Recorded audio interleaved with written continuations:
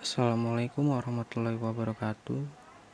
Kali ini saya akan mempresentasikan tugas besar 2 pendidikan karakter dengan judul pentingnya sikap profesional dalam kerja. Sebelumnya perkenalkan, nama saya Muhammad Rifal Agustiawan dari Universitas Dian Nusantara, Prodi Teknik Mesin. Dengan hormat Bapak Islahul Ben selaku dosen pembimbing. Kita langsung masuk materinya. Di sini ada yang pertama, kemampuan berkomunikasi. Komunikasi efektif adalah keterampilan kunci.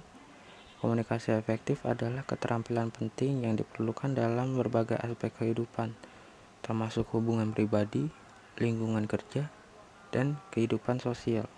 Kemampuan berkomunikasi dengan baik adalah fondasi untuk memahami dan dipahami oleh orang lain. 2. Kepemimpinan dalam tim. Kepemimpinan dalam kemampuan untuk mempengaruhi, membimbing, dan mengarahkan individu atau kelompok menuju tujuan atau visi bersama. Ini melibatkan pengaruh, pembimbingan, pengarahan, motivasi, dan koordinasi. Sifat-sifat pemimpin yang efektif termasuk memiliki visi, kemampuan berkomunikasi, kejujuran, kemampuan mengelola konflik, dan kemampuan belajar. Sifat-sifat ini dapat dikembangkan melalui pembelajaran dan pengalaman. Yang ketiga, profesional, disiplin, tanggung jawab. Profesionalisme adalah atribut penting yang diperlukan oleh mahasiswa dan individu di semua bidang. Ini melibatkan kualifikasi, etika kerja, konsistensi, kemampuan komunikasi, pemecahan masalah, pertanggungjawaban, dan pengembangan diri yang tinggi. Disiplin adalah fondasi kesuksesan dalam kehidupan mahasiswa. Ini melibatkan aturan, konsistensi, kendali diri, dan orientasi tujuan yang kuat. Tanggung jawab merupakan kewajiban moral dan etis yang harus diemban oleh mahasiswa. Ini menyangkut tanggung jawab pribadi, sosial, etika kerja, lingkungan, dan keuangan. 4. Menyikapi perubahan. Perubahan adalah keniscayaan. Dalam dunia yang terus berubah, mahasiswa perlu menyadari bahwa perubahan adalah bagian alami dari kehidupan dan harus menerima kenyataan ini. Adaptasi adalah kunci kesuksesan. Mahasiswa harus mengembangkan keterampilan adaptasi yang kuat untuk mengatasi perubahan dan pendidikan, dunia kerja, dan lingkungan sosial. 5. Kearifan lokal. Kearifan lokal adalah pengetahuan nilai-nilai tradisi, norma, dan praktik-praktik yang telah terbentuk dan berkembang dalam suatu komunitas atau masyarakat di suatu daerah atau tempat tertentu.